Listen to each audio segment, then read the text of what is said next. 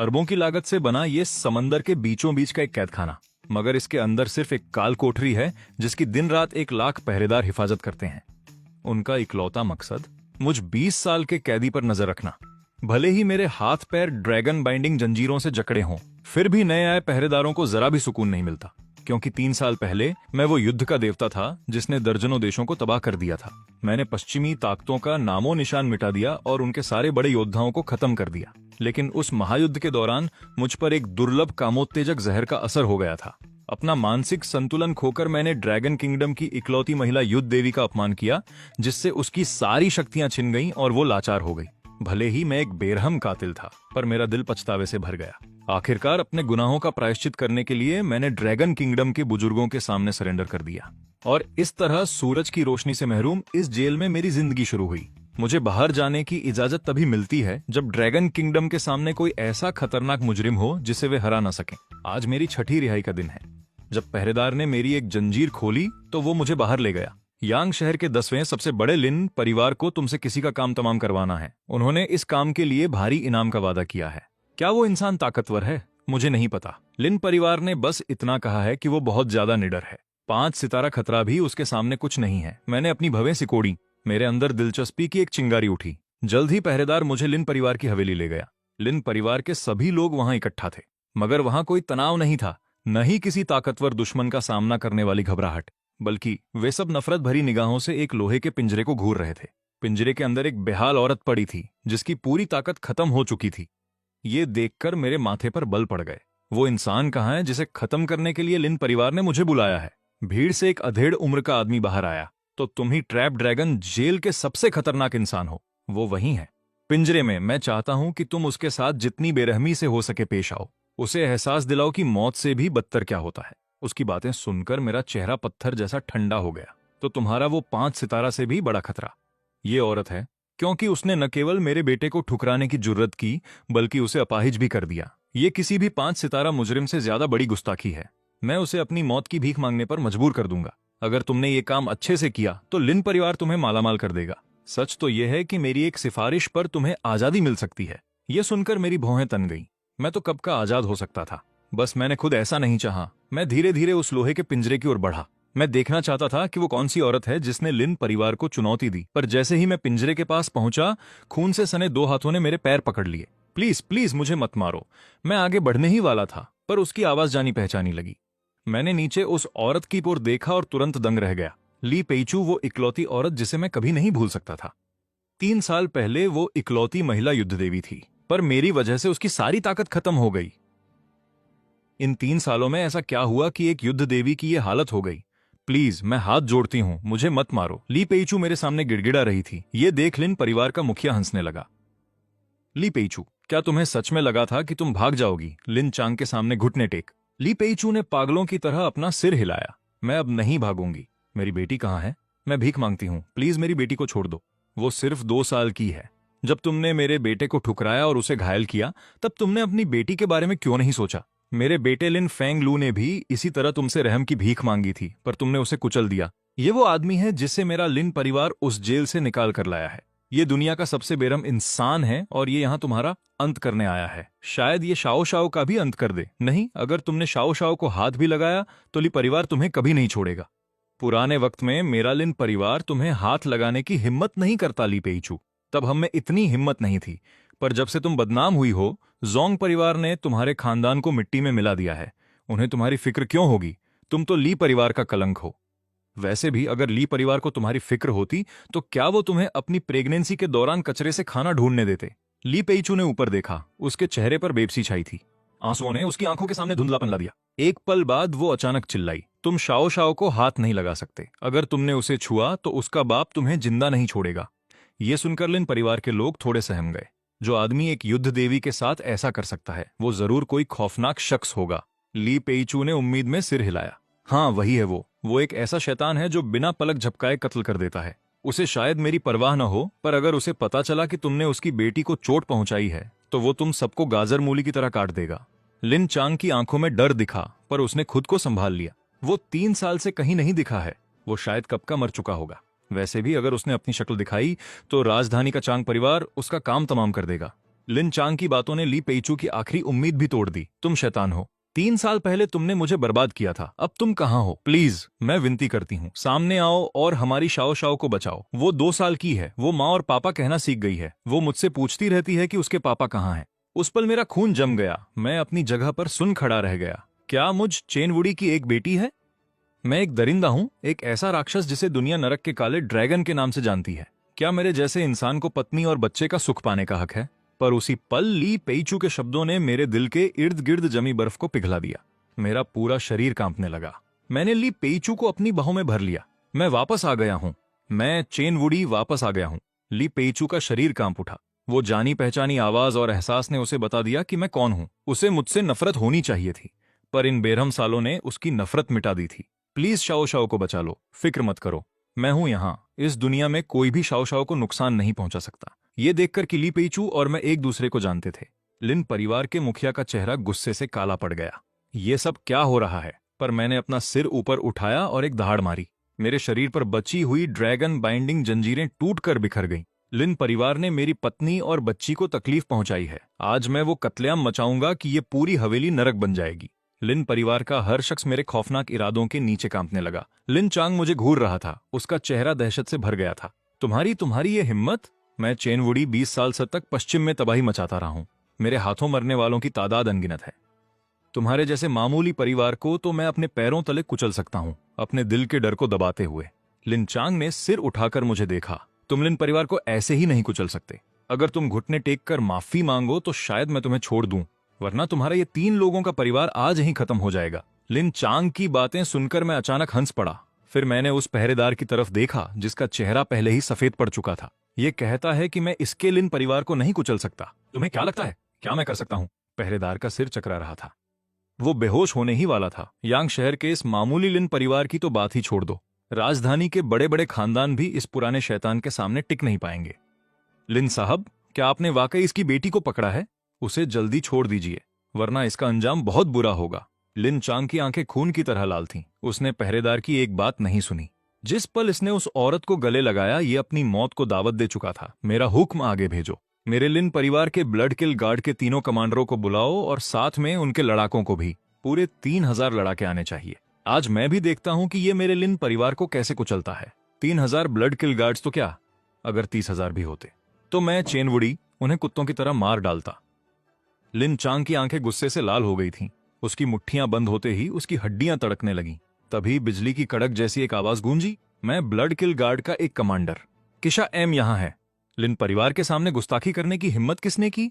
फिर एक खौफनाक और कातिलाना मिजाज वाला आदमी आगे बढ़ा। उसके पीछे 1000 खतरनाक ब्लड किलर्स चल रहे थे। उसी पल जमीन जोर जोर से कांपने लगी। तभी एक भयानक दहाड़ गूंजी। मैं ब्लड किल गार्ड का कमांडर पोजुन यहां हूं। किसकी हिम्मत हुई इतनी गुस्ताखी करने की? मैं ब्लड किल गार्ड का कमांडर टैन लॉन्ग आ गया हूं। किसकी हिम्मत हुई इतनी गुस्ताखी करने की? 3000 ब्लड किलर्स के आने से लिन चांग का खौफ और बढ़ गया। चेनवुडी, मेरे सभी 3000 ब्लड किलर्स यहां आ चुके हैं। तुम कैसे मरना चाहते हो? ली पेइचू का शरीर कांप उठा। उसकी रूह कांप गई। मैंने कभी नहीं सोचा था कि हम तीनों एक साथ मरेंगे। नहीं, हम नहीं मरेंगे। मैं 3 साल पहले भी नहीं मरा था। अब से इस दुनिया में कोई मुझे नहीं मार सकता। इतना कहकर मैंने लिन चांग की तरफ एक कदम बढ़ाया। मेरा दब्बा सब पर भारी था। 3000 काफी नहीं है। अपनी सारी ताकत और जान पहचान वालों को बुला लो। आज मैं तुम्हें दिखाऊंगा कि खून की नदियां बहने का असल मतलब क्या होता है। ठीक है, चूंकि ये तुम्हारी आखिरी इच्छा है तो मैं इसे पूरा करूंगा। ये कहते हुए उसने फोन मिलाना शुरू कर दिया। जल्द ही गाड़ियों का एक काफिला वहां आ पहुंचा। काले कपड़ों में सैकड़ों आदमी बाहर निकले। झाओ परिवार लिन परिवार की मदद के लिए यहां है। मां परिवार भी यहां आ गया है। जो लिन परिवार को हाथ लगाएगा वो मां परिवार से टकराएगा। एक के बाद एक यांग सिटी की बड़ी हस्तियां वहां पहुंच गईं। लिन चांग का जोश 7वें आसमान पर था। वो मुझ पर दहाड़ा। 5000 आदमी तुम्हें चटनी बनाने के लिए काफी हैं। अब बस तुम्हारी बेटी का इंतजार है, फिर तुम तीनों मिल जाना। तभी लिन परिवार के कुछ गुंडे भीड़ की तरफ एक लोहे का पिंजरा खींच कर लाए। उस पल मुझे ऐसा लगा जैसे मुझ पर बिजली गिर गई हो। मैं पिंजरे में बंद उस छोटी बच्ची को एकटक देखता रहा। दिल को झकझोर देने वाले दर्द ने मेरी आंखों में खून उतार दिया। मैंने ली पेइचू का हाथ पकड़ा और पिंजरे की ओर बढ़ने लगा, एक एक कदम बढ़ाते हुए। जब मैं पिंजरे के पास पहुंचा तो अंदर बैठी बच्ची ने अचानक रोना बंद कर दिया। वो अपनी बड़ी बड़ी आंसू भरी आंखों से मुझे बड़ी हैरानी से देखने लगी। क्या आप शाओ शाओ के पापा हैं? उस पल मेरा दिल भर आया। मैंने एक ही झटके में लोहे के पिंजरे को फाड़ दिया। फिर मैंने उस बच्ची को गोद में उठा लिया। मैं तुम्हारा पापा हूं। मैं शाओ शाओ का पापा हूं। शाओ ने अपना चेहरा मेरे सीने में छुपा लिया और फूट फूट कर रोने लगी। पापा, आप कहां थे? आपने शाओ को बचाया क्यों नहीं? उन्होंने शाओ को मारा। बहुत दर्द हो रहा है। गुस्से के मारे मेरे हाथों की नसें फटने लगी। चेन मुड़ी, अब जब तुम तीनों साथ हो तो मर सकते हो। जैसे ही उसने ये कहा, लिन परिवार के कई गुंडे मेरी तरफ बढ़ने लगे। मैंने पीछे मुड़कर एक जोरदार दहाड़ लगाई। तुरंत सबको ऐसा महसूस हुआ जैसे उनका सिर फटने वाला हो। आवाज थमने के बाद लिन परिवार के वो गुंडे जो मेरी तरफ आ रहे थे वहीं जम गए। तुम लोग वहां खड़े क्या कर रहे हो? लेकिन जैसे ही लिन चांग ने बोलना खत्म किया, वो आदमी एक एक करके गिर पड़े। ब्लड किल कमांडरों में से एक केशा माथे पर बल लिए लिन चांग के पास गया। ये अभी वाली दहाड़ का असर था। इसने उनके दिमाग के परखच्चे उड़ा दिए। उसकी बात सुनते ही सबकी सांसें थम गईं। उसी वक्त मैंने शाओ को प्यार से ली पेच्यू की गोद में दे दिया। ये लो, शाओ को संभालो। देखो मैं लिन परिवार को कैसे कुचलता हूं। इसके साथ ही मैं धीरे से खड़ा हुआ, जैसे कोई सोया हुआ शेर जाग गया हो। मैंने कहा था कि मैं लिन परिवार को खत्म कर दूंगा। आज अगर सारे भगवान भी उतर आए तो भी तुम्हें नहीं बचा पाएंगे। ये शब्द सुनकर लिन परिवार के लोगों के पैरों तले जमीन खिसक गई। एक सिहरन उनके पूरे शरीर में दौड़ गई। लिन चांग की पलकें तेजी से फड़कने लगी, लेकिन फिर वो पूरी ताकत से चिल्लाया, इतना घमंड, इसे खत्म कर दो। दो ब्लड किल जनरल जान से मारने की नीयत से तुरंत मेरी तरफ झपटे। मैंने बस उन्हें एक थप्पड़ मारा और वो दोनों कई मीटर दूर दीवार से जा टकराए। तुम सब हमला करो, इसे मार डालो। ये क्या 2 से लड़ सकता है, पर क्या ये 100 लोगों से लड़ पाएगा? 1000 लोगों से? तभी 1000 ब्लड किल गार्ड्स एक काली लहर की तरह मेरी तरफ बढ़े। लेकिन मैंने एक विशाल ड्रैगन की तरह दहाड़ मारी। पलक झपकते ही सैकड़ों ब्लड किल गार्ड्स जमीन पर तड़पने लगे। ये देखकर लिन चांग का चेहरा बिल्कुल पीला पड़ गया। वो यांग सिटी के लिन परिवार के मशहूर ब्लड किल कमांडर थे। उनमें से हर कोई अपने इलाके का एक ताकतवर योद्धा था, मगर अब वे इतनी आसानी से हार गए थे। झाओ परिवार, मां परिवार, तुम किसका इंतजार कर रहे हो? फिक्र मत कीजिए मुखिया लिन, हम हमला करेंगे। पर मैंने अपनी बेटी शाओ के कान बंद किए और मुस्कुराया। मैंने जमीन पर जोर से अपना पैर पटका। मेरे सामने की जमीन बुरी तरह धंस गई। एक ही पल में यांग सिटी के बड़े परिवारों में भगदड़ मच गई।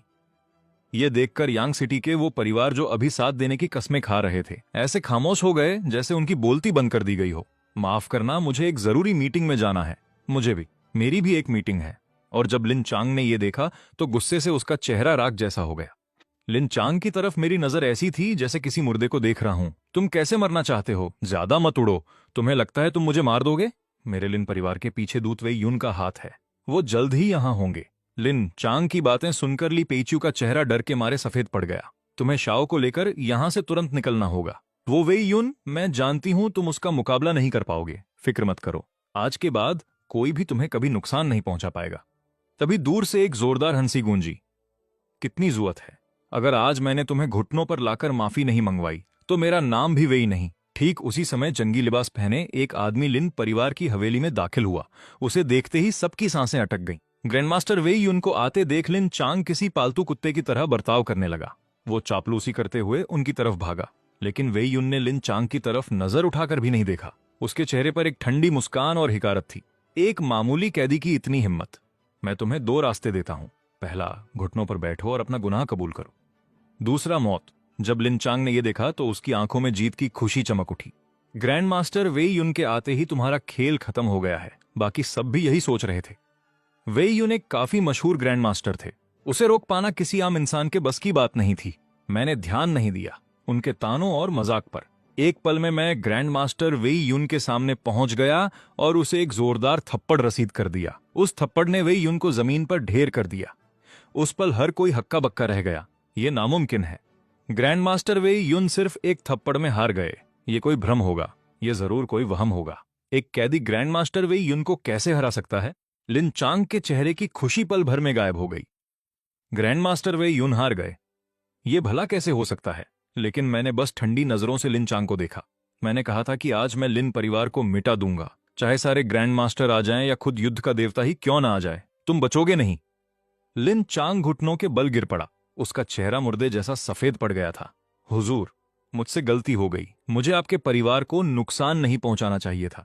मैं अपनी जान के बदले लिन परिवार की सारी जायदाद आपको देने को तैयार हूं। लिन परिवार यांग सिटी का एक बड़ा नाम है। हमारी दौलत कम से कम $1 अरब से भी ज्यादा है। ये एक बहुत बड़ी रकम है। मगर मेरी नजर सिर्फ ली पेइचू और शाओ पर थी। वो ही मेरी पत्नी और इकलौती बेटी हैं। दौलत भी इसके सामने कम है। तुम चाहे जो भी कहो, आज तुम्हारा मरना तय है। जब भीख मांगना बेकार रहा तो लिनचांग पागलों की तरह चिल्लाने लगा। ये मोदू का जांग परिवार था जिसने मुझे उन्हें सताने का हुक्म दिया था। अगर तुमने मुझे मारने की हिम्मत की तो जांग परिवार तुम्हें नहीं छोड़ेगा। वो मोदू का सबसे बड़ा खानदान है, जिनके पास अनगिनत ग्रैंड मास्टर्स और यहां तक कि एक युद्ध का देवता भी है। चिंता मत करो, वे भी जल्द ही वहां तुम्हारे साथ होंगे। इतना कहते ही मैंने अपना पैर नीचे पटका। उसके तुरंत बाद मेरी नजर वेई युन और उसके आदमियों पर पड़ी, जो चुपके से भागने की कोशिश कर रहे थे। और तुम ग्रैंड मास्टर वेई युन का चेहरा तुरंत सफेद पड़ गया। उस एक थप्पड़ ने उससे बुरी तरह घायल कर दिया था। हालांकि वो अपने साथियों की मदद से खड़ा तो हो गया, पर उसमें लड़ने की ताकत नहीं बची थी। तभी वार्डन ने घबराते हुए मुझे एक फोन थमाया। ब्लैक ड्रैगन, ये कॉल उठाओ। मैं झल्लाया। ये वही था 3 साल पहले वाला, वही आदमी जिसने मुझे कुनलुंग जेल भेजा था यानशा का। एल्डर लॉन्ग, ब्लैक ड्रैगन, रुक जाओ। तुम्हें माफ कर दिया गया है। तुम्हें अब कुनलुंग जेल वापस जाने की जरूरत नहीं है। इसके अलावा मैं चाहता हूं कि तुम यानशा के रक्षक और युद्ध के देवता बनो। नहीं, मुझे तुम्हारे साथ हुए हादसे का पता चला है। अगर तुम पहले की तरह अकेले होते तो तुम्हें इस ओहदे की जरूरत नहीं पड़ती, पर अब तुम्हारी एक औरत और बेटी है। अगर तुम अपने लिए नहीं तो कम से कम उनके बारे में तो सोचो। मैंने काफी देर तक सोचा, उस लाचारली पेजू और मासूम शाओ शाओ की तरफ देखते हुए। फिर मैंने धीमी आवाज में जवाब दिया, ठीक है। फोन काटने के बाद मेरी ठंडी नजर लिन परिवार के उन लोगों पर पड़ी जिन्होंने ली पेजू और शाओ शाओ को तंग किया था। पल भर में लिन परिवार की हवेली से दिल दहला देने वाली चीखें गूंज उठीं। कुछ ही देर बाद मैं ली पेजू को अपनी पीठ पर लादकर और शाओ शाओ को गोद में लेकर बिना पीछे मुड़े वहां से निकल गया। वहीं मोदू में जांग परिवार के घर के अंदर खानदान का मुखिया जांग हानबाओ गुस्से में दहाड़ा। क्या? यांग शहर का लिन परिवार खत्म हो गया और ये ली पेजू के उस आदमी ने किया। तब जांग और ली परिवार के रिश्ते के कुछ ही समय बाद उन्हें पता चला कि ली पेजू को किसी ने छुआ था। इस वजह से जांग परिवार की बहुत बदनामी हुई और उन्हें हर तरफ मजाक सहना पड़ा। एक बड़े खानदान के नाते जांग परिवार ने फौरन ली परिवार को दबाना शुरू कर दिया। उन्होंने ली पेजू को इसलिए जिंदा रखा था ताकि वो उसका अपमान कर सकें और बदला ले सकें, और दूसरा उस आदमी को बाहर ला सकें। जांग परिवार का वारिस जांग तियानफांग भी गुस्से से उबल रहा था। 3 साल बाद आखिरकार तुम सामने आ ही गए। उसने फौरन एक फोन मिलाया। 3 दिन बाद मेरे पिता का 60वां जन्मदिन है। मैं चाहता हूं कि तुम तोहफे के तौर पर मुझे उसका सिर ला कर दो। उसी वक्त ली पेजू के बताए रास्ते पर चलते हुए मैं वहां पहुंचा जहां वे रहते थे। पर सामने का नजारा देखकर मेरा शरीर कांपने लगा, क्योंकि वो जगह जहां ली पेजू और हमारी बेटी शाओ शाओ रहते थे, वो पुल के नीचे का एक टूटा हुआ नाला था। तुम यहाँ कैसे रह सकते हो? ली पेजू ने मुझे दुख भरी नजरों से देखा। 3 साल पहले मैं तुम्हारे बच्चे की मां बनने वाली थी। जब मोदू के जांग परिवार को पता चला तो वे आगबबूला हो गए। उनके दबाव में आकर मुझे ली परिवार से बाहर निकाल दिया गया। किसी कंपनी ने मुझे नौकरी देने की हिम्मत नहीं की। मैं शाओ शाओ के साथ सिर्फ ऐसे ही नाले में छिपकर कचरा चुनकर गुजारा कर सकती थी। मैं दर्द से चिल्ला उठा। मेरे पास बेशुमार ताकत और अथाह दौलत थी, फिर भी मेरी औरत और मेरी बेटी ऐसी जगह पर रह रहे हैं। तभी ली पेजू का शरीर अचानक ढीला पड़ गया और वो पीछे की ओर गिर पड़ी। मेरे चेहरे का रंग उड़ गया। मैं गिरती हुई ली पेजू को थामने के लिए झपटा। उसने हाथ उठाने की कोशिश की और उलझी हुई नजरों से मुझे देखा। 3 साल तक मैंने तुम्हें मारने के अनगिनत सपने देखे, क्योंकि तुमने मेरा सब कुछ छीन लिया था। पर अब मैं तुमसे और नफरत नहीं करती। मुझमें नफरत करने की भी हिम्मत नहीं बची है। मेरे जाने के बाद तुम शाओ शाओ का ख्याल रखना। मैंने अपना सिर आसमान की ओर उठाया और बेबसी और गम से भरी एक दहाड़ मारी। क्या मैं चेन वूडी अपनी पूरी जिंदगी अकेले रहने के लिए ही बना हूं? नहीं, तुम नहीं मरोगी। मैंने ली पेजू को अपनी पीठ पर लादा, शाओ शाओ को उठाया और पागलों की तरह पास के अस्पतालों और क्लिनिकों की ओर भागा। लेकिन मैं एक के बाद एक कई क्लिनिकों और दवाखानों में गया और सबने हमें मना कर दिया। उस पल मुझे सब समझ आ गया। ये सब मोदू के जांग परिवार की वजह से था। उन्होंने सभी अस्पतालों और क्लिनिकों को चेतावनी दी थी। कोई भी जांग जैसे बड़े खानदान से दुश्मनी मोल लेने की हिम्मत नहीं कर रहा था। पल भर में मेरे शरीर से मौत का खौफनाक मंजर फूट पड़ा। आसपास के हर इंसान का शरीर सुन्न पड़ गया। डर के मारे उनकी रूह कांप उठी। ये देखकर पास मौजूद मेडिकल स्टाफ घबरा गया। वे आनन फानन में ली पेजू को ऑपरेशन थिएटर में ले गए। कुछ देर बाद एक बूढ़ा डॉक्टर पास आया और बेबसी से आह भरी, मरीज की चोटें बहुत गहरी हैं, उन्हें कई पुरानी बीमारियां भी हैं। मुझे डर है कि उन्हें बचाना बहुत मुश्किल होगा। मैंने बर्फीली नजरों से उस बूढ़े डॉक्टर को देखा। मैं उसे ठीक कर दूंगा, चाहे इसके लिए कुछ भी करना पड़े। फिर मैंने शाओ शाओ को जमीन पर बिठाया। शाओ शाओ, तुम यही मां के पास रहो, मैं कुछ जड़ी बूटियां लेने जा रहा हूं। पापा मम्मी को जरूर ठीक कर देंगे। मैंने मुस्कुराते हुए शाओ शाओ से उंगली पकड़कर वादा किया। फिर मैं मुड़ा और तेजी से वहां से चला गया। पर जब मैं जड़ी बूटियों के कुछ बैग लेकर उत्साह के साथ अस्पताल के वार्ड में पहुंचा तो वहां ली पेजू और हमारी बेटी शाओ शाओ का कोई सुराग नहीं था। तभी कोने से एक कांपती हुई आकृति रेंगते हुए बाहर आई। अभी कुछ देर पहले खौफनाक दिखने वाले आदमियों का एक झुंड अंदर घुसा और एक नोट छोड़ गया। ये कहते हुए उस बूढ़े डॉक्टर ने कांपते हाथों से मुझे वो नोट थमाया। शाम के 4:30 खंडहर बन चुके यांग शहर के उत्तरी जिले के थर्मल पावर स्टेशन पर। देर करने की कीमत तुम जानते हो। मैंने नोट को कसकर मुट्ठी में भींचा और तेजी से बाहर की ओर भागा। वहीं यांग शहर के उत्तरी जिले के थर्मल पावर स्टेशन के खंडहरों में ली पेजू ठंडी जमीन पर लेटी हुई थी। उसके पास 18 लोग खड़े थे। काले कपड़ों में खड़े मुखिया ने अपनी कमर से फोन निकाला और खबर दी, छोटे मालिक, हमने उस औरत को पकड़ लिया है और उस आदमी को भी इत्तला कर दी है। 4:30 वो यहां आएगा और सीधा हमारे जाल में फंस जाएगा। जांग लोंग, तुमने बहुत अच्छा काम किया, उसे जगाओ। ली पेजू धीरे धीरे अपनी बेहोशी से जागी। वीडियो कॉल पर शाओ शाओ और जांग तियानफांग को देखकर उसका दिल बैठ गया। शाओ शाओ बेगुनाह है, प्लीज उसे जाने दो, ठीक है? तुम जो चाहोगे मैं वो करने को तैयार हूं। फोन के दूसरी तरफ जांग तियानफांग पागलों की तरह हंसने लगा। ली पेजू, बोलने से पहले देख तो लो कि तुम्हारे आसपास कौन है। ली पेजू ने मुश्किल से चारों ओर देखा और उसकी आंखें फटी की फटी रह गईं। जांग परिवार के 18 डार्क गार्ड्स, तुमने उन्हें यहां बुला लिया। ली पेजू का सफेद पड़ा चेहरा देखकर जांग तियानफांग को और भी ज्यादा मजा आने लगा। मैं तुम्हारे कटे हुए सिरों का इस्तेमाल करूंगा। मेरे पिता के जन्मदिन की दावत में तोहफे के तौर पर ली पेजू ने अपनी बेटी शाओ शाओ को गम भरी नजरों से देखा। क्या वो आदमी आएगा? माफ करना, मुझे देर हो गई। उस पल मैंने पीली पड़ चुकी ली पेजू और आंसुओं से भरी शाओ शाओ की आंखों में देखा। शाओ शाओ की आंखों में एक खौफनाक चमक कौंधी। मौत का एक भयानक मंजर 12 नंबर के तूफान की तरह छा गया जांग लोंग के दिल में मेरी बढ़ती हुई खौफनाक दहशत को देखकर। अचानक एक अनजानी अनहोनी का एहसास हुआ। आखिर ये आदमी कौन है? नहीं, अगर मैं छोटे मालिक के हुक्म को पूरा नहीं कर पाया तो मेरा अंत निश्चित है, ये देखते हुए कि मैं उनसे 5 मीटर से भी कम दूरी पर था। जांग लोंग ने गुस्से में अपना होंठ चबाया। डार्क गार्ड्स, हमला करो। उस हुक्म के साथ ही 18 डार्क गार्ड्स ने एक साथ अपनी लंबी तलवारें निकाल लीं। पल भर में मैं चारों तरफ से सायों से घिर गया। ये मंजर देखकर ली पेजू की आंखें गहरी निराशा और दुख से भर गईं। पर जिसकी उसे उम्मीद नहीं थी वो ये कि उन 18 तलवारों को मैंने एक हाथ से पकड़कर पूरी तरह जाम कर दिया था। जांग लोंग और उसके आदमी हक्के बक्के रह गए। ये कैसे हुआ? पर इससे पहले कि वो कुछ समझ पाता, मैंने जोरदार झटका दिया और 18 तलवारें उन डार्क गार्ड्स के हाथों से छिटक कर दूर जा गिरीं। फिर मैं उन पर एक भयानक तूफान की तरह टूट पड़ा। एक पल में जमीन पर पत्थर उखड़ने लगे और धूल उड़ने लगी। हवा में दर्दनाक और भयानक चीखें गूंज उठीं जो काफी देर तक सुनाई देती रहीं। ये सब करने के बाद मैं गंभीर चेहरे के साथ ली पेजू की तरफ बढ़ा। तुम्हें हार नहीं माननी है। मुझे जड़ी बूटियां मिल गई हैं। एक बार सुरक्षित जगह पहुंच जाएं, फिर मैं तुम्हारा इलाज करूंगा। ली पेजू के सफेद पड़े चेहरे पर एक हल्की सी मुस्कुराहट तैर गई। चिंता मत करो, मैं शाओ शाओ को ऐसे पीछे नहीं छोड़ सकती। मैं इतनी आसानी से नहीं मरूंगी। मैंने उलझे हुए जज्बातों के साथ उस औरत को देखा। वो एक महान औरत है जिसने अपनी बेटी के लिए बहुत कुछ सहा है। आखिरकार मैंने अपना सालों से बंद पड़ा फोन निकाला और उस नंबर पर कॉल किया जिसे मैंने 3 साल से नहीं मिलाया था। ये मैं हूं। एक पल की खामोशी के बाद दूसरी तरफ से खुशी की लहर दौड़ गई।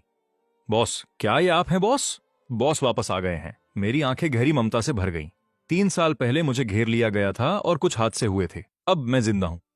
यांग शहर में यंशा, किसी को यांग शहर भेजो ताकि मोदू के जांग परिवार को एक शानदार तोहफा दिया जा सके। बाकी बातें बाद में मिलने पर बताऊंगा। मुझे अभी किसी की जान बचानी है, इसलिए ज्यादा नहीं कह पाऊंगा। बेफिक्र रहिए बॉस, हम इसे जरूर पूरा करेंगे। फोन काटने के बाद मैंने प्यार से शाओ शाओ को उठाया, फिर ली पेजू को अपनी पीठ पर लादकर वहां से निकल गया। ये वीरान थर्मल पावर स्टेशन अब खून की महक से भरा हुआ था। कुछ ही देर बाद मैं एक आलीशान हवेली के सामने पहुंचा। इस वक्त कीमती कपड़ों में सजे एक छोटे मालिक को उनके बॉडीगार्ड्स ने घेर रखा था और वे गोल्फ खेल रहे थे। एक अजनबी को घुसते देख उस छोटे मालिक का चेहरा गुस्से से तमतमा उठा। तुम कौन हो जो मेरे आराम में खलल डालने की हिम्मत कर रहे हो? पल भर में दर्जनों बॉडीगार्ड्स ने हमें पूरी तरह घेर लिया, पर मैं निडर खड़ा रहा। मैं तुम्हारी ये हवेली खरीदना चाहता हूँ। मेरी बात सुनकर वो छोटा मालिक जोर से हंस पड़ा।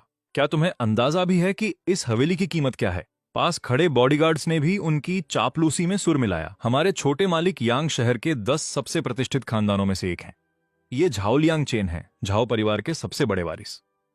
एमराल्ड मैनर की इस आलीशान हवेली को बनाने में करोड़ों खर्च हुए हैं और जमीन को मिलाकर इसकी कीमत कम से कम एक अरबयांग शाही सिक्के है। मैंने सीधे बॉडीगार्ड्स की चापलूसी के बीच में टोक दिया। मैं इसे खरीदूंगा। झाओलियांग चेन के चेहरे पर गहरी हिकारत साफ झलक रही थी। सिर्फ तुम एमराल्ड मैनर खरीदना चाहते हो? सपनों में मैंने झाओ लियांग चेन को एक बेरुखी भरी नजर से देखा।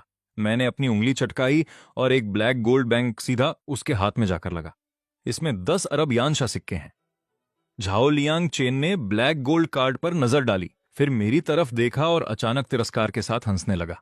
तुम मेरे साथ मजाक कर रहे हो है ना? मुझसे झूठ बोलने की कीमत जानते हो। मैं तुम्हारे 3 लोगों के परिवार को लोहे के पिंजरे में बंद कर दूंगा। उसकी बातें सुनकर शाओ झाओ को पुरानी खौफनाक यादें ताजा हो गईं और वो सहम गई। मुझे वापस उस पिंजरे में नहीं जाना। यह देखकर मेरा गुस्सा 7वें आसमान पर पहुंच गया। मैंने अपना हाथ उठाया और झाओ लियांग चेन को एक जोरदार थप्पड़ जड़ दिया। काफी देर बाद संभलने के बाद झाओ लियांग चेन आखिरकार लड़खड़ाते हुए खड़ा हुआ। तुम लोग खड़े खड़े क्या देख रहे हो? अभी उस पर हमला करो। अगर यह मर भी गया तो इसकी जिम्मेदारी मैं लूंगा। अचानक दर्जनों बॉडीगार्ड्स ने मुझ पर हमला कर दिया। चूंकि तुम सीधी उंगली से नहीं मानोगे, मैंने कदम बढ़ाया और उन पर टूट पड़ा। कुछ ही पलों में मैंने उन सभी एलिट बॉडीगार्ड्स को एक एक करके जमीन पर ढेर कर दिया। यह नजारा देखकर झाओ लियांग चेन की सिट्टी पिट्टी गुम हो गई थी। मेरे करीब मत आना। मैं यांग सिटी के प्रतिष्ठित झाओ परिवार का बड़ा वारिस हूं। तभी अचानक एक फोन की घंटी बजी। पिताजी, किसी ने एमराल्ड मैनर में घुसकर मुझे मारा है। जल्दी आकर मुझे बचाइए। क्या? मैं अभी अपने आदमी लेकर वहां पहुंच रहा हूं। फोन रखने के बाद झाओ लियांग चेन के चेहरे से डर गायब हो गया। मेरे पिता झाओ तियानजी आ रहे हैं। वो तुम्हें नहीं छोड़ेंगे। झाओ तियानजी का नाम सुनकर मैंने अपनी भवें सिकोड़ी। अगर मुझे सही याद है तो यह वही आदमी है जिसने लिन चेन और झाओ परिवार की मेरे खिलाफ मदद की थी। हालांकि लिन परिवार की तबाही देखकर वो भाग गया था। चाहे झाओ तियानजी खुद आ जाए, उसे मेरे सामने घुटने टेकने होंगे। हालांकि यह विला झाओ चेन के खेलने और मरीज के आराम के लिए सही है, इसलिए मैं इंतजार करूंगा। जैसे जैसे झाओ लियांग चेन डर से देख रहा था, वक्त बीतता गया। अचानक गुस्से से भरी एक तेज आवाज गूंजी। मेरे बेटे को छूने की हिम्मत किसने की? मैं उसके टुकड़े टुकड़े कर दूंगा। तभी एक प्रभावशाली अधेड़ उम्र का आदमी पूरी ताकत के साथ अंदर दाखिल हुआ। जब झाओ लियांग चेन ने उसे देखा तो वो दौड़कर उसके पास गया। पिताजी, वही है वो, आपको उसे पकड़ना होगा। झाओ तियानजी ने गुस्से में देखा, लेकिन सिर्फ एक नजर पड़ते ही उसका शरीर बुरी तरह कांपने लगा। तुरंत ही झाओ तियानजी ने झाओ लियांग चेन के दाएं गाल पर एक जोरदार तमाचा जड़ दिया।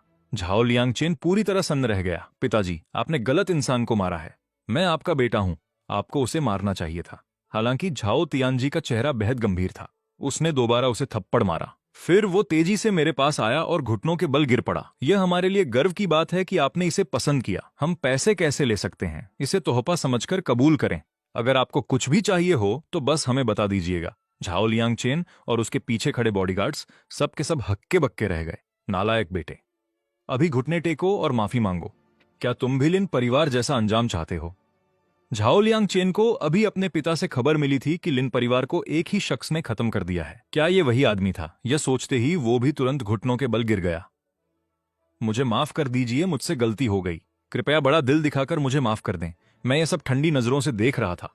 फिर मैंने अपनी बेटी की ओर देखा जो उत्सुकता से झांक रही थी। मैं झाओ तियानजी की ओर देखकर धीरे से मुस्कुराया। मैं खुद मुसीबतें नहीं ढूंढता और न ही मैं बिना वजह दूसरों को परेशान करता हूं। मैंने ब्लैक गोल्ड बैंक कार्ड उठाया और झाओ तियानजी को थमा दिया। इसमें 10 अरब यांशा डॉलर हैं। जितनी जरूरत हो ले लो, कम पड़े तो मुझसे कहना। झाओ तियानजी ने चैन की सांस ली। उसने अपने आदमी को कार्ड मशीन लाने का हुक्म दिया। उसने वहीं पर कार्ड स्वाइप किया। मैंने अपनी भवें सिकोड़ी। तुमने सिर्फ $1 ही क्यों काटा? क्या इस विला की कीमत सिर्फ $1 है? आपका यहां रहना ही हमारे झाओ परिवार के लिए बहुत बड़ा सम्मान है। अब हम चलते हैं। अगर आपको किसी भी चीज की जरूरत हो तो बेझिझक हमें आदेश दें। यह कहकर झाओ तियानजी जल्दी से उठा और अपने आदमियों को लेकर चला गया। फिर मैंने ली पेजू को उठाया और शाओ झाओ के साथ विला में गया। शाओ झाओ, अब से यही हमारा घर है। पापा, क्या यह हमारा नया घर है? क्या वाकई हमें कोई यहां से बाहर नहीं निकालेगा? मेरी आंखें नम हो गईं। मैं मुश्किल से अपने आंसू रोक पा रहा था। अब हमें किसी पुल के नीचे नहीं रहना पड़ेगा। तुम्हें यहां से कोई नहीं निकाल सकता। मेरी बात सुनकर शाओ झाओ खुशी से ली पेजू की तरफ दौड़ी। मम्मी, आपने देखा? पापा हमें एक बहुत बड़े घर में ले आए हैं। हालांकि ली पेजू पहले ही बेहोश हो चुकी थी। मम्मी, उन्हें क्या हुआ है? उनके हाथ बहुत ठंडे हैं। मैंने झुककर शाओ झाओ के नन्हे सिर को सहलाया। मम्मी बहुत थक गई हैं। वो बस सो गई हैं। जब वो जागेंगी तो सब ठीक हो जाएगा। मैंने ली पेजू को उठाया और एक साफ सुथरे कमरे में ले गया। तभी मेरे शरीर से असली ऊर्जा की लहरें निकलने लगी। आधे घंटे बाद मैंने राहत की एक हल्की सांस ली। अगर मैं कुनलोंग जेल में न होता और उस शैतानी डॉक्टर मोतियान चेंग से डॉक्टरी न सीखी होती तो शायद मैं बेबस हो जाता। अब उन्हें बस कुछ वक्त के शांत आराम की जरूरत है ताकि वो पूरी तरह ठीक हो सकें। तभी विला के बाहर से अचानक शोर सुनाई दिया। मैं जाने के लिए मुड़ा और धीरे से कमरे का दरवाजा बंद कर दिया। मैंने देखा कि आने वाला और कोई नहीं बल्कि झाओ परिवार का मुखिया झाओ तियानजी था।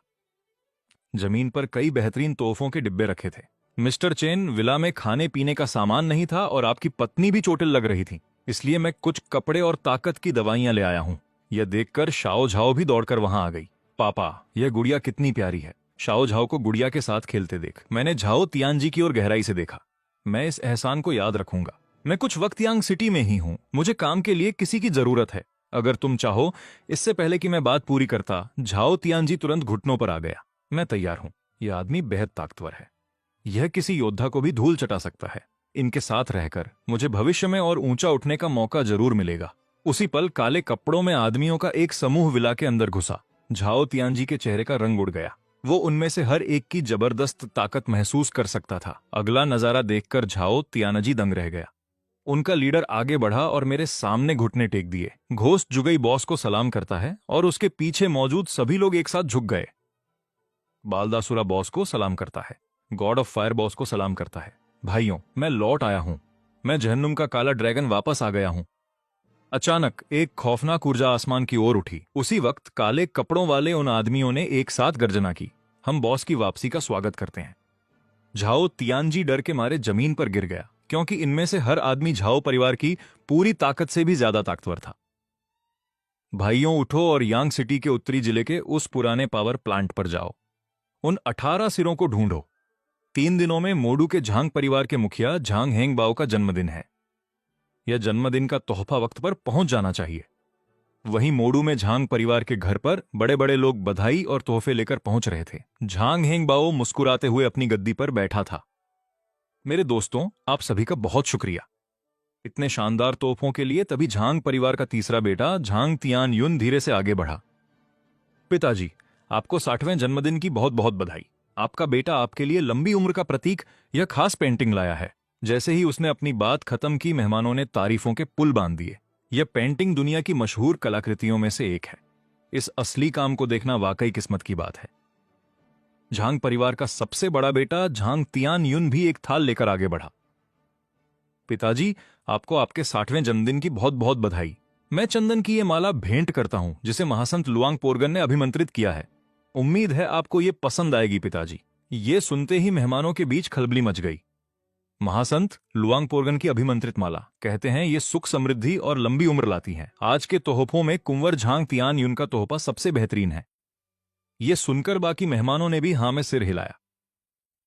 तभी सबकी निगाहें झांग तियानफंग की ओर मुड़ गईं। झांग परिवार के तीनों कुंवरों में सिर्फ वही बचा था जिसने अब तक अपना तोहफा पेश नहीं किया था। ये देखकर झांग तियानफंग ने अपने पास खड़े आदमी से पूछा, झांग लोंग और बाकी लोगों की कोई खबर मिली? अभी तक तो नहीं, पर कुंवर, आपने खुद उन्हें हुक्म दिया था। वे यकीनन वक्त पर यहां पहुंच जाएंगे। ये सुनकर झांग तियानफंग ने इत्मीनान से सिर हिलाया। उसकी आंखों में गजब का घमंड तैर रहा था। आपका बेटा आज एक ऐसा तोहफा पेश करेगा जो सबको हैरान कर देगा। पिताजी, आपको यह बेहद पसंद आएगा। मेरे आदमी बस उसे लेकर पहुंचने ही वाले हैं। बहुत अच्छे, मुझे तुम्हारे तोहफे का इंतजार रहेगा।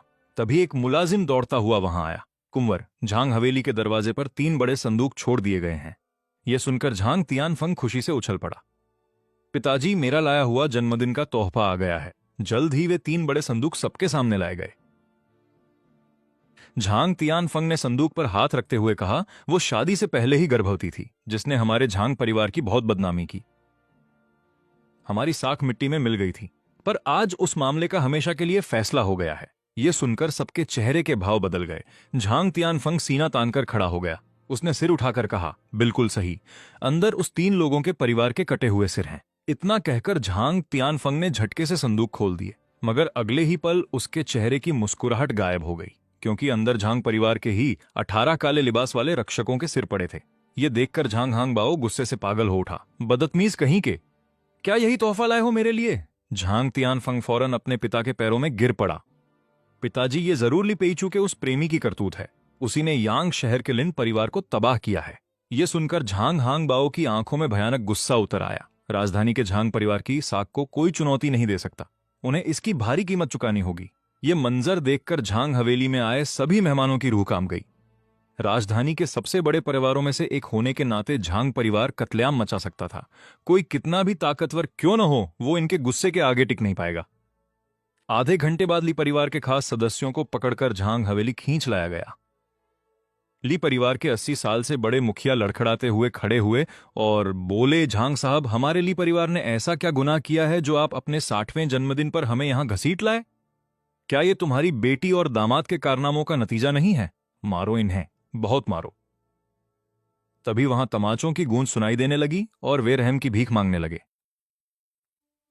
हम अभी यांग शहर जाएंगे और उन दोनों को घसीट कर यहां लाएंगे। अगर तुम उन्हें नहीं ला पाए तो तुम्हारे ली परिवार का नामो निशान मिट जाएगा। उस वक्त मैं ली पेईचू के पास ही बैठा था। 3 दिनों से वो गहरी नींद में सोई हुई थी। उसके पीले पड़ चुके चेहरे पर अब गुलाबी निखार आ गया था। ये देख मेरे चेहरे पर एक मुस्कान आ गई। मगर उसी पल लोगों का एक झुंड जबरदस्ती जेड मैनोर के अंदर घुस आया। उनमें से हर एक के चेहरे पर नफरत और गुस्सा था। मैंने उन्हें घूर कर देखा। मेरी नजरें बर्फ जैसी ठंडी थीं। कौन हो तुम लोग? यहाँ क्या काम है? उनमें से एक आदमी आगे आया और दहाड़ा, मैं ली पेईचू का पिता हूं। तुम वही आदमी हो जिसके 7 सालों पहले उसका चक्कर था। तुम्हारी हिम्मत कैसे हुई झांग परिवार के लोगों पर हाथ उठाने की? तुम अपनी मौत को दावत दे रहे हो। चुपचाप ली पेईचू को साथ लो और झांग परिवार के पास जाकर घुटने टेक कर माफी मांगो। झांग परिवार के वारिस झांग तियानफंग के साथ रिश्ते से हमारे ली परिवार का मान बढ़ने वाला था, पर ली पेईचू शादी से पहले ही गर्भवती हो गई, जिसकी वजह से 3 साल तक हमें झांग परिवार का जुल्म सहना पड़ा। वो चाहता था कि उसकी ये बेटी बस मर जाए। पास खड़ा ली परिवार का मुखिया भी गुस्से में था। पकड़ लो इन्हें, इन्हें घसीटते हुए झांग परिवार के पास ले चलो। इतना कहते ही ली परिवार के गुर्गे मुझ पर झपटे, पर मैंने बस एक दहाड़ मारी। उस पल मेरी खौफनाक ताकत के आगे ली परिवार का हर सदस्य घुटने टेकने पर मजबूर हो गया। मैं चलकर ली परिवार के लोगों के सामने पहुंचा। उसके पिता होने के नाते क्या तुम्हें अंदाजा भी है कि ली पेईचू ने ये 3 साल कैसे गुजारे हैं? लिन परिवार ने शाओ शाओ को कुत्ते के पिंजरे में बंद कर रखा था। तुम्हें जरा भी फिक्र नहीं हुई कि तुम्हारी अपनी बेटी और पोती जिंदा हैं या मर गई। तुम इतने पत्थरदिल हो कि माँ बाप कहलाने के लायक नहीं हो। मेरे एक के बाद एक आरोपों ने ली परिवार के घमंड को चूर चूर कर दिया। उन सबके चेहरों पर शर्मिंदगी और पछतावा साफ दिख रहा था। मैंने उनके शर्मिंदा चेहरों को देखा, पर मेरी आंखें ठंडी रहीं। झांग परिवार की फिक्र छोड़ दो। जब ली पेईचू जागेगी मैं खुद उसे उनके दरवाजे पर लेकर जाऊंगा। ली परिवार के सभी लोग दंग रह गए। ली रिनशान तुरंत चिल्लाया, झांग परिवार बहुत ताकतवर है, तुम उनका मुकाबला नहीं कर पाओगे। मैंने शांति से उन्हें देखा। वापस जाओ और झांग परिवार से कह दो, जो कुछ भी हुआ उसका जिम्मेदार सिर्फ मैं हूं। वे अपनी भड़ास निकालने के लिए तुम बेगुनाह ली परिवार के पीछे न पड़े। अगर उनमें हिम्मत है तो वे यांग शहर आकर मुझसे मिले। मैं जेड मैनोर में उनका इंतजार करूंगा। मैं कहीं नहीं जा रहा। ली रिनशान ने मुझे हिकारत से देखा और ठंडी आह भरी। झांग परिवार वाले बेवकूफ नहीं हैं। उन्हें इतनी आसानी से धोखा नहीं दिया जा सकता। पर पास खड़े मुखिया ने एक ठंडी सांस ली। चलो वापस चलते हैं। झांग परिवार के गुस्से का कोई और हल निकालेंगे। मुखिया की बात सुनकर बाकी लोग भी राजी हो गए। जेड मैनोर से निकलने के कुछ देर बाद ही ली रिनशान खुद को रोक नहीं पाया। उसने मुखिया के सामने अपनी आवाज ऊंची की। झांग परिवार को बेवकूफ बनाना इतना आसान नहीं है। अगर हम इस तरह खाली हाथ लौटे तो वे हमें कभी नहीं छोड़ेंगे। ली परिवार का मुखिया पीछे मुड़ा और जेड मैनोर की ओर देखा। मैं पूरे ली परिवार को उनके साथ मरते हुए कैसे देख सकता हूं? तुम सब मेरी ही संतान हो। मुझसे अपने ही लोगों के खिलाफ जाना बर्दाश्त नहीं हुआ। अब वे झांग परिवार के गुस्से से बच पाते हैं या नहीं, ये उन पर निर्भर है। इतना कहते ही मुखिया की आंखों में बेरहमी चमक उठी। उसने जमीन से एक ईंट उठाई और अपने ही हाथ पर जोर से मार दी। तुरंत ही मुखिया के दाहिने हाथ से खून बहने लगा। मुखिया जी, ये क्या किया आपने? बचने के लिए हमें खुद को चोट पहुंचाने का ये नाटक करना ही होगा। फिर उसने वो ईंट ली रिनशान की तरफ बढ़ा दी। जल्द ही वहां से चीखने चिल्लाने की आवाजें आने लगीं। जब वे झांग हवेली लौटे और झांग हांगबाओ ने ली परिवार की ये बुरी हालत देखी तो वो दंग रह गया। ली परिवार का मुखिया बुरी तरह खांस रहा था और उसका चेहरा सफेद पड़ गया था। वे दोनों बहुत ही बदतमीज और घमंडी हैं। उन्होंने तो हमें झांग परिवार का पालतू कुत्ता तक कह दिया। हमारे परिवार ने उन्हें पकड़ने की कोशिश की, पर वो आदमी बहुत ताकतवर था। पल भर में उसने हमारे लोगों को कुचल दिया। उसने तो झांग परिवार को यांग शहर आकर मरने की चुनौती दे डाली है। ली परिवार के बाकी लोगों ने भी आग में घी डालने का काम किया। यह सुनकर झांग हांगबाओ का चेहरा गुस्से से तमतमा उठा। मुझे अंदाजा नहीं था कि उन दोनों की इतनी हिम्मत बढ़ जाएगी। हमारा झांग परिवार खुद यांग शहर जाकर उन्हें बताएगा कि हमसे दुश्मनी मोल लेने का अंजाम क्या होता है। झांग परिवार का वारिस झांग तियानफंग भी आग बबूला था। पिताजी, इस बार कमान मुझे संभालने दीजिए। मैं अपनी बेइज्जती का दाग धो डालूंगा और उन्हें इसकी भारी कीमत चुकानी पड़ेगी। ठीक है, अगर तुम इस बार उनके सिर काट कर नहीं लाए तो तुम्हें झांग परिवार के वारिस का पद छोड़ना होगा। फिर तुम इस खानदान की गद्दी संभालने के लायक नहीं समझे जाओगे। जी पिताजी, मैं झांग तियानफंग यकीनन कामयाब होकर लौटूंगा। 2 घंटे बाद राजधानी के निजी हवाई अड्डे पर ड्रैगन जैसे ताकतवर योद्धा झांग तियानफंग के पीछे चल रहे थे। अपने पिता के सहयोग से उसने झांग परिवार के पूरे 10,000 रक्षों को इकट्ठा कर लिया था। उनमें से हर एक मार्शल आर्ट्स का माहिर खिलाड़ी था। उनमें सबसे ताकतवर लिन तियान दाओ था, जिसे सफेद बाघ युद्ध देवता कहा जाता था। ये फौज किसी का भी दिल दहलाने के लिए काफी थी। हालांकि ये सब गुए जुगा की नजरों के सामने हो रहा था। मैंने उनकी ओर देखा और मुस्कुराया। 3 साल से मैंने कोई कदम नहीं उठाया है। लगता है बहुत से लोग पाताल के काले ड्रैगन का खौफ भूल चुके हैं। इतना कहकर मैंने अपना फोन उठाया और एक साथ सबको ईमेल भेज दिया। उस पर बस 4 शब्द लिखे थे, काला ड्रैगन मोर्चा संभाल रहा है। जैसे ही ये ईमेल पहुंचा, खुखार काला ड्रैगन संगठन एक बार फिर से सक्रिय हो गया। पूरी दुनिया से ताकतवर योद्धा यानशा की ओर बढ़ने लगे। सीमा पर तैनात एक युद्ध देवता के चेहरे पर चिंता की लकीरें थीं। उसने तुरंत राजधानी को एक जरूरी संदेश भेजा। कातिलों का राजा, 9 उंगलियों वाला पागल भिखारी और उसके साथी यानशा में दाखिल होने वाले हैं। उन्हें रोकने की इजाजत मांगता हूं। पश्चिमी ड्रैगन और टाइगर गॉड भी यानशा पहुंचने ही वाले हैं। रोकने की इजाजत चाहता हूं। गोरियों का स्वॉर्ड्स एंड जुओ बुफान अपने 1000 योद्धाओं के साथ यानशा में दाखिल होने वाला है। रोकने की अनुमति दी जाए। ठीक उसी पल यानशा के एल्डर लॉन्ग का फोन आया। उन्हें मत रोकना, यह मेरा आदेश है। जब मैं अपने भाइयों को बुलाने के लिए ब्लैक ड्रैगन का पैगाम भेज रहा था, तभी झांग टिएनफेंग के नेतृत्व में झांग परिवार के लड़ाके जेड मैनर पहुंच गए। तभी भीड़ छंट गई और एक रास्ता बन गया। Zhang Tianfeng white tiger god of war के साथ बाहर निकला। लिन टिएनदाओ। उस वक्त ली पेचू आराम कुर्सी पर सो रही थी, जबकि मैं और मेरी बेटी शाओजाओ उसके पास ऐसे खेल रहे थे जैसे वहां कोई और हो ही नहीं। ये नजारा देखकर झांग टिएनफेंग एक पल के लिए दंग रह गया। फिर उसके चेहरे पर कत्ल का जुनून सवार हो गया। चेन मूडी, आज मैं तुम्हें कुचल दूंगा। मैं तुम्हारे शरीर की 206 हड्डियां तोड़ दूंगा और तुम बेबस होकर अपनी बीवी और बेटी का तमाशा देखोगे जब मेरी तलवार धीरे धीरे उन्हें मौत के घाट उतारेगी।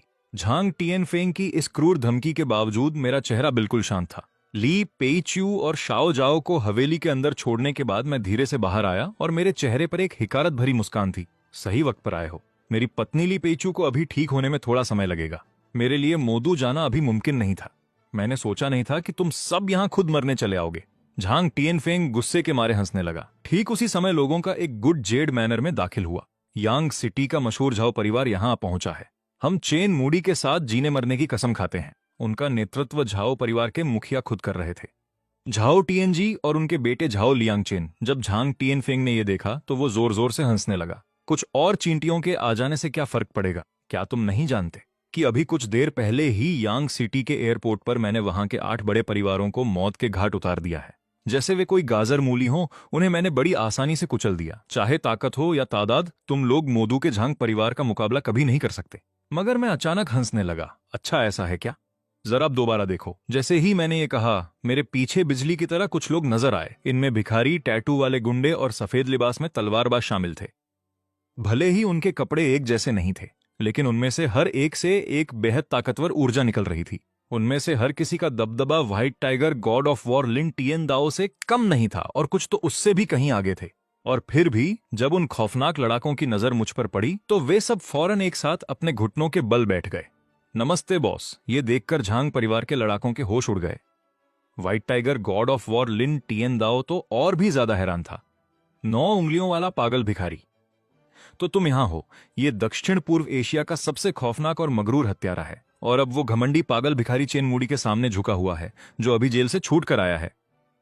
उसके बगल में खड़े सफेद कपड़ों वाले तलवारबाज को देखकर लिन टिएनदाओ की सांसें थम गईं। स्वॉर्ड्स एंड जुओ बुफान, तुम तो गोरियों के सबसे ताकतवर इंसान हो। स्वॉर्ड्स एंड जुओ बुफान को देखकर लिन टिएनदाओ पूरी तरह दंग रह गया। उसने खौफ भरी नजरों से मेरी ओर देखा। आखिर तुम हो कौन? लिन टिएनदाओ के कांपते हुए सवाल को सुनकर मेरे होठों पर एक ठंडी मुस्कान आ गई। क्या तुमने कभी हेल ब्लैक ड्रैगन के बारे में सुना है? ये शब्द सुनते ही लिन टिएनदाओ बुरी तरह डर गया और उसकी ये हालत देखकर झांग टिएनफेंग के माथे पर बल पड़ गए। ये हेल ब्लैक ड्रैगन क्या है? लिन टिएनदाओ ने बताया। छोटे मालिक, हेल ब्लैक ड्रैगन एक मिसाल है। 3 साल पहले यह दुनिया का सबसे मशहूर कातिलों का संगठन था और उनका मुखिया खुद हेल ब्लैक ड्रैगन था। जिसका भी नाम हेल ब्लैक ड्रैगन की लिस्ट में आया, वो अगला दिन नहीं देख पाया। इस मोड़ पर लिन टिएनदाओ पसीने से तरबतर था और झांग परिवार के लड़ाकों के चेहरे सफेद पड़ चुके थे। तभी एक खौफनाक साया मुझसे निकला। पल भर में झांग परिवार के 10,000 लड़ाके इस भारी दबाव के आगे घुटने टेकने पर मजबूर हो गए। सिर्फ लिन टिएन दाओ ही उस सदमे से बाहर निकल पाया। हेल ब्लैक ड्रैगन वाकई ताकतवर है, लेकिन ये यानशा का इलाका है। अगर तुमने यहां अपनी मनमानी करने की कोशिश की तो यानशा के सभी गॉड ऑफ वॉर तुम्हें नहीं छोड़ेंगे। उसकी बातें सुनकर मैं अचानक हंस पड़ा। संयोग से मैं भी यानशा का ही एक गॉड ऑफ वॉर हूं।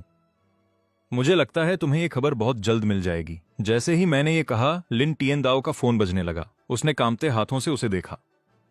ये यानशा के सबसे ऊंचे दर्जे के प्रोटेक्टर गॉड ऑफ वॉर का पैगाम था। नामुमकिन, ये बिल्कुल नामुमकिन है।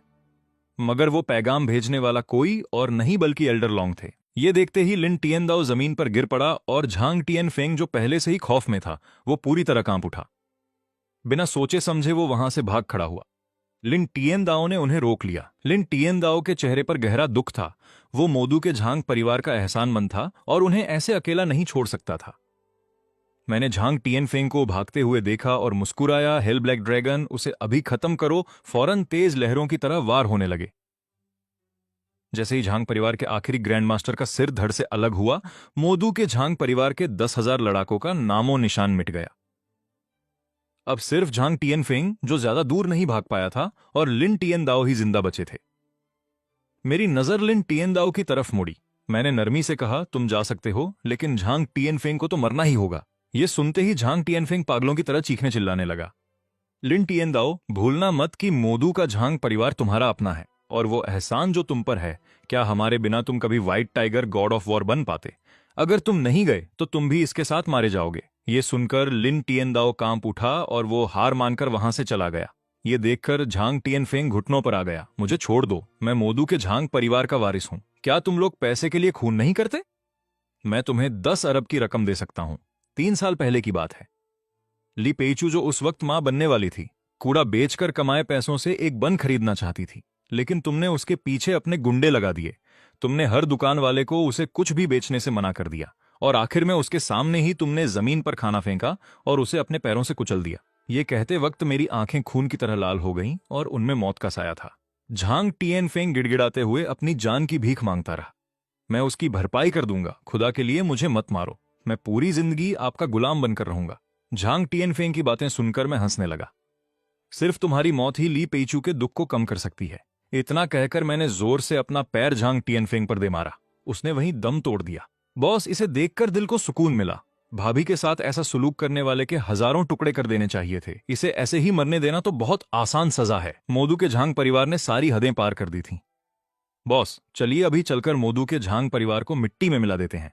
मैं चेन बुड़ी आप सभी भाइयों का शुक्रगुजार हूं, लेकिन इस वक्त मुझे अपनी बीवी का ख्याल रखना है। हेल ब्लैक ड्रैगन संगठन के भाइयों ने मुझे आदर से सलाम किया। फिर वे वहां से चले गए और अपने साथ झांग परिवार के उन 10,000 लड़ाकों की लाशें भी ले गए। उधर मोदू के झांग खानदान की हवेली में झांग परिवार के मुखिया झांग हांगबाओ अपनी मुख्य कुर्सी पर बैठे थे। उनके माथे पर हल्की सी चिंता थी। क्या चेन फेंग और लिन टिएन दाओ की अब तक कोई खबर नहीं मिली? आप फिक्र मत कीजिए हुजूर, छोटा मालिक जरूर उन तीनों के सिर काट कर लाएगा। यह सुनकर झांग हांगबाओ को थोड़ा सुकून मिला। झांग खानदान का वारिस होने के नाते उसने बहुत तालीम ली है, फिर भी वो बहुत जज्बाती है।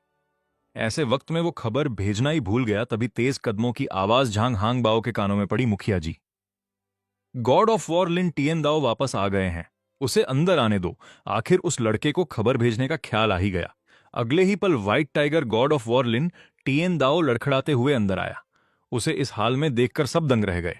झांग हांगबाओ का दिल जोर से धड़कने लगा और उसे किसी अनहोनी का एहसास हुआ। लिन टिएन दाओ, क्या हुआ? टिएन फेंग कहाँ है?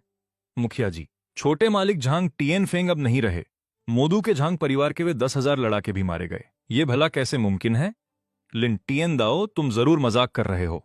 मोदू के झांग परिवार के 10,000 योद्धा, वे इतनी आसानी से कैसे खत्म हो सकते हैं? वो तो महज एक कैदी है, उसमें इतनी ताकत हो ही नहीं सकती। झांग हांगबाओ की आंखों के सामने अंधेरा छा गया और वो बेहोश होते होते बचा। जल्दी बताओ, ये किसने किया? ये सब चेन मूडी ने किया है। वो न सिर्फ हेल ब्लैक ड्रैगन का सरगना है, बल्कि वो यानशा का प्रोटेक्टर गॉड ऑफ वॉर भी है। वो इस दुनिया के सबसे ताकतवर लोगों में से एक है। हम उसका मुकाबला कभी नहीं कर सकते थे। छोटे मालिक, उस शैतान ने उनके शरीर की एक एक हड्डी तोड़ दी। वो आधे घंटे तक तड़पते रहे और फिर दम तोड़ दिया। लिन टिएन दाओ की बातें सुनकर झांग हांगबाओ पर जैसे दुखों का पहाड़ टूट पड़ा। चेन मुड़ी, मैं तुझे मार डालूंगा, चाहे तू पाताल का शैतान ही क्यों ना हो। मैं अपने बेटे की मौत का बदला जरूर लूंगा। कुछ देर सोचने के बाद झांग हांगबाओ ने अपने गले से आधा पेंडेंट उतारा। टिएनदाओ, ये आधा पेंडेंट लो और उत्तरी तटीय शहर जाकर हेशा को ढूंढो। हेशा का नाम सुनते ही लिन टिएनदाओ का पूरा शरीर कांप उठा। जांग हानबाओ के पागलपन को देख वो लॉकेट लेकर तेजी से निकला। लिन तियानदाओ के जाने के बाद उसने खुद को संभाला। तियानफांग की मौत। यांग शहर के जांग लड़ाकों के खात्मे की बात गुप्त रहनी चाहिए, पर हॉल के बाहर खड़े एक सेवक की आंखों में अजीब चमक थी। जल्द ही वो सेवक छिपकर ली परिवार के घर पहुंच गया। ये खबर सुनकर ली परिवार के सभी सदस्य दंग रह गए और खौफ से भर गए। यांग शहर जैसी छोटी जगह पर भला ऐसी कौन सी ताकत है जो खात्मा कर सके? इतने सारे ताकतवर लड़ाकों का क्या इसका चेन वुडी से नाता है भाई? तुम्हारे निकम्मे दामाद में इतनी काबिलियत कहां? मुखिया ने गद्दी से उठते हुए कहा। हमारे जासूस ने ज्यादा तो नहीं सुना, पर लगता है कि उनकी हार का नाता उस रक्षक योद्धा से है जो यांग शहर में गुमनामी में रह रहा है। उसके आने से ही वे हारे। पल भर में ली परिवार के सदस्यों को सब समझ आ गया। मुखिया जी, क्यों ना हम उस योद्धा से दोस्ती करें? अगर हमें उसका साथ मिल गया तो शायद हमें जांग परिवार का जुल्म नहीं सहना पड़ेगा। सही कहा, हमारे परिवार की किस्मत इस बात पर टिकी है कि हम उस योद्धा को अपना दोस्त बना पाते हैं या नहीं। मैं ये जिम्मेदारी तुम्हें और ली रेंशिन को सौंपता हूं। यह सुनकर ली रेंशिन ने उसे ठंडी नजरों से देखा और उसके मन में एक अजीब सी खुशी जाग उठी। अगर ली पेजू ने यह सब न किया होता तो ली परिवार का अगला मुखिया यकीनन ली रेंशिन ही होता, पर अब हालात बदल चुके हैं। यह सोचकर उसने अपनी बेटी ली चिंग चिंग से कहा, जब तुम उस रक्षक योद्धा से मिलो तो उसके करीब जाना। अगर वो कुंवारा है तो तुम जानती हो क्या करना है। चिंता मत कीजिए पिताजी, मेरी खूबसूरती के आगे क्या फर्क पड़ता है अगर वो रक्षक पहले से शादीशुदा भी है। जल्द ही ली रेंशिन ने जानकारी जुटाने के लिए सैकड़ों आदमी भेज दिए, पर कई दिनों के बाद भी उस रक्षक योद्धा का कहीं कोई सुराग नहीं मिला। तुम सैकड़ों लोग उत्तरी जिले को घेरे हुए हो, कोना कोना छान मार रहे हो, फिर भी उस रक्षक योद्धा की कोई खबर नहीं मिली। अगर तुम उसे नहीं ढूंढ पाए तो वापस मत आना। यह देखकर ली रेंशिन ने एक ठंडी आह भरी। जब तक हमें उस रक्षक योद्धा का पता नहीं चलता तब तक मैं ली पेजू और उसकी बेटी से मिलना चाहता हूं। यह सुनकर ली चिंग चिंग की आंखों में एक मजाक उड़ाने वाली चमक आ गई। मैं भी अपनी उस प्यारी बहन और उसके उस निकम्मे पति को देखना चाहूंगी। जल्द ही वे सब मेरे घर पहुंच गए। शोर सुनकर मैं अपनी बेटी शाओ शाओ के साथ बाहर आया। ये तुम्हारे नाना, परनाना और मौसी हैं। शाओ शाओ ने खुशी से उनका स्वागत किया, पर ली रेंशिन के चेहरे पर सख्ती थी और वो खामोश रहा। जहां तक ली रेंशिन और ली चिंग चिंग की बात है, उन्होंने शाओ शाओ की तरफ देखा तक नहीं। पापा, क्या वे शाओ शाओ को पसंद नहीं करते? ये देखकर मेरा चेहरा गुस्से से उतर गया। जीजा जी, कहीं आप यहां चौकीदार तो नहीं हैं? ये मालिक कितने दयालु हैं जो एक पूर्व कैदी को काम दे दिया। ये मेरा घर है जहां मैं पेजू और शाओ शाओ के साथ रहता हूं। मेरी बात सुनते ही ली चिंग चिंग की मुस्कुराहट उसके चेहरे पर ही जम गई। ली रेंशिन का चेहरा पीला पड़ गया और उसने कड़क कर पूछा, इतनी आलीशान हवेली खरीदने के लिए तुम्हारे पास पैसा कहां से आया? तुम तो अभी जेल से छूटे हुए एक मामूली कैदी हो। ये यकीनन ली पेजू का पैसा होगा। जब वो यानशा की रक्षक योद्धा थी तब बहुत सा कारोबार उसी के पास था। उसने जरूर पैसों में हेराफेरी की होगी और ली परिवार की दौलत चुराई होगी। अगर ली पेजू के पास पैसा होता तो वो और शाओ शाओ इतनी गरीबी और लाचारी में क्यों जीते? अगर तुम ली पेजू और शाओ शाओ के रिश्तेदार न होते तो मैंने तुम्हें बहुत पहले ही कुचल दिया होता। अगर ली पेजू शादी से पहले मां ना बनती तो हमें इतना जुल्म न सहना पड़ता। यह सब तुम्हारी और ली पेजू की वजह से है। ली परिवार के इन इल्जामों को सुनकर मेरे मन का गुस्सा और नफरत अचानक शांत हो गई। अगर उस दिन मुझे जहर न दिया जाता और मैंने ली पेजू के साथ वो सब न किया होता तो ये कभी नहीं होता। ये हवेली अब ली परिवार की हुई, इसे नुकसान का हर्जाना समझो। अब तुम तीनों यहां से दफा हो जाओ। ठीक है, ये एमरॉल्ड मैनर मैं ली परिवार को हर्जाने में देता हूं। अब से हमारा एक दूसरे से कोई रिश्ता नहीं है। बोलने के बाद मैं कमरे से ली पेजू को उठा लाया और शाओ शाओ के साथ वहां से बाहर निकल गया। पर तभी पीछे से अचानक एक आवाज आई, रुको, चूंकि तुम यांग शहर में हो, क्या तुम्हें रक्षक योद्धा की कोई खबर है? तुम उसे क्यों ढूंढ रहे हो? अगर उसने जांग परिवार का खात्मा न किया होता तो तुम तीनों कब के मारे जा चुके होते। शायद हमारे लिए परिवार का भी तुम्हारे साथ अंत हो जाता। मैं ही वो रक्षक योद्धा हूं। पल भर में वहां सन्नाटा छा गया, पर थोड़ी देर बाद वहां हंसी फूट पड़ी। खासकर ली चिंग चिंग के चेहरे पर नफरत और हिकारत साफ दिख रही थी। देश का रक्षक एक महान और जांबाज इंसान है। वो तुम्हारे जैसा कैसे हो सकता है? अब दफा हो जाओ यहां से और अपनी शक्ल दोबारा मत दिखाना। तभी झाओ परिवार का मुखिया झाओ तियानजी वहां पहुंचा। सब जानने के बाद झाओ तियानजी हैरान रह गया। जल्दी मिस्टर चेन से माफी मांगो। क्या तुम्हें पता भी है किससे बात कर रहे हो? ली रैंडे ने नफरत से सांस भरी। वो जेल से छूटा हुआ एक मामूली मुजरिम ही तो है। मास्टर झाओ, इसके बहकावे में ना आए। मैंने बिना किसी सफाई के उन्हें शांति से देखा और एमराल्ड मैनर से बाहर निकल गया। झाओ तियानजी गुस्से से उबल रहा था। उस उसनेली परिवार को ठंडी नजरों से देखा। तुम सब कुएं के मेंढक के सिवा कुछ नहीं हो। एक दिन तुम्हें अपने किए पर बहुत पछतावा होगा। झाओ तियानजी ने ली परिवार को नजरअंदाज किया और मेरे पीछे भागा। मिस्टर चेन, मुझे आपके लिए एक शांत जगह ढूंढने दे। जरूरत नहीं है। मुझे दूसरों का कर्जदार होना पसंद नहीं है। मैंने झाओ तियानजी के हाथ में काला सोने का कार्ड थमाया। इसमें 100 अरब डॉलर हैं। मैं चाहता हूं कि झाओ परिवार यानशा में एक व्यापारिक साम्राज्य खड़ा करने में मेरी मदद करे। बदले में तुम्हें शेयर मिलेंगे। इस मौके के लिए शुक्रिया मिस्टर चेन, मुझे कोई शेयर नहीं चाहिए। मैं बस वफादारी से आपके साथ काम करना चाहता हूं। मैंने झाओ तियानजी को सराहना भरी नजरों से देखा। ये आदमी चालाक था और इसमें सब कुछ दांव पर लगाने का जज्बा था। वो काबिल था। 3 दिनों में पूरा यांग शहर आपको जवाबदेह होगा। फिर हम शहर के बाहर अपना कदम बढ़ाएंगे। पूरे यानशा में फैले इस साम्राज्य को कृपया कोई नाम दीजिए। झाओ तियानजी की उम्मीद भरी नजरों को देखकर मैंने कुछ देर सोचा और सिर्फ 2 शब्द कहे, जायंट ड्रैगन। उस दोपहर जायंट ड्रैगन ग्रुप नाम की एक कंपनी अचानक सामने आई और शहर के व्यापार जगत पर पूरी तरह छा गई। यांग शहर के 8 बड़े घरानों को जायंट ड्रैगन ग्रुप ने निगल लिया। आने वाले दिनों में जायंट ड्रैगन ग्रुप नाम का एक साम्राज्य यानशा में तेजी से उभरा। अनगिनत नौजवान इस ग्रुप से जुड़ना अपनी खुशकिस्मती समझने लगे। सिर्फ मोदू का जांग परिवार ही था। जायंट ड्रैगन ग्रुप की खबर सुनकर वहां का माहौल और भी ज्यादा तनावपूर्ण हो गया। एक बार लिन तियानदाओ उत्तरी जंगलों से वापस आ जाए, फिर मैं तुम्हें मौत के घाट उतार दूंगा। इसी बीच शाओ शाओ और मैं एक नए घर में बस गए। मेरी बेटी ने घर को लेकर बहुत उत्सुक और खुश थी, पर जब उसने अपनी माँ की हालत देखी तो उसका चेहरा तुरंत उतर गया। पापा, मम्मी कब जागेंगी? मम्मी इतने दिनों से सो रही हैं। अभी जो खुशी मुझे महसूस हुई थी वो पल भर में गम में बदल गई। पिछले 3 सालों में ली पेइजू को जो अंदरूनी चोटें आई थीं, वे बहुत ज्यादा थीं। उसी पल मेरी बेटी शाओ शाओ ने मुझे गले लगा लिया। क्या मम्मी अब शाओ को नहीं चाहती? मम्मी तुम्हें क्यों नहीं चाहेंगी? तुम तो उनकी जान हो। वो बस मेरा सामना नहीं करना चाहती। पर आप तो पापा हैं। मम्मी पापा को क्यों नहीं चाहेंगी? मैं मुस्कुराया और अपनी बेटी का सिर सहलाया। चिंता मत करो शाओ शाओ, पापा मम्मी को जरूर जगा देंगे। बोलने के बाद मैं ली पेइजू के कमरे में गया और बिस्तर के किनारे धीरे से बैठ गया। 3 साल पहले मुझे मारने के लिए हजारों उस्ताद और रक्षक योद्धा भेजे गए थे।